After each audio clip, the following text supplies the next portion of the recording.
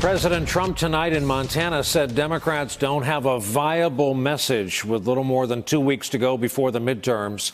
Back at the big board for us tonight, who else? Our national political correspondent Steve Kornacki with how the Democratic message may be playing out in a couple select Republican House districts. Hey, Steve. Hey, Brian, that's right. We've talked about how the map has changed in some ways in the Republicans' favor as a result, potentially, of a Kavanaugh bounce for them. I want to talk about the flip side of that, though, the places where maybe there's a Kavanaugh effect helping Democrats a little bit. Here's what I'm talking about. What you see here, these yellow splotches, there are 25 of them on this map across the country, 25 districts that Republicans now hold in Congress, but that voted for Hillary Clinton in 2016. They didn't like Trump. They reelected a Republican, and Democrats think that's their first line of attack. A lot of these districts are in the suburbs, and we have gotten some fresh polling evidence just in the last couple of days showing the Democrats. Well, I'll put them up on the screen and I'll show you. You'll see something in common here. Start in New Jersey, 7th District. One of those yellow blotches I just showed you. Here's the zoomed in suburbs of New Jersey. Republican incumbent trailing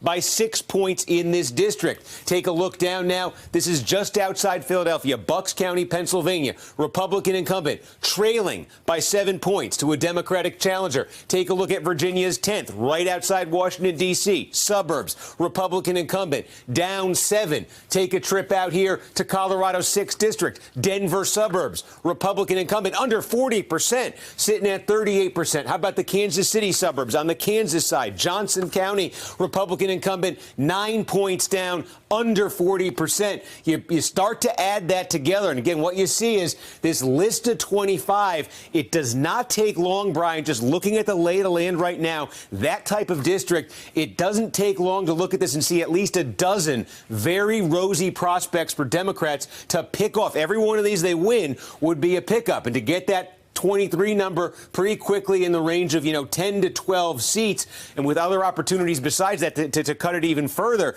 So for Democrats, this first line of attack is looking very promising for them. That's what the polling tells us. The question is, when you get outside of these districts, more into Trump-friendly areas, can they continue to make inroads there? That's the thing that's sort of an open question after the last couple of weeks, Brian. And I remind our viewers, there are 435 congressional districts. We have so much work to do on election night. Hey there, I'm Chris Hayes from MSNBC. Thanks for watching MSNBC on YouTube. If you want to keep up to date with the videos we're putting out, you can click subscribe just below me or click over on this list to see lots of other great videos.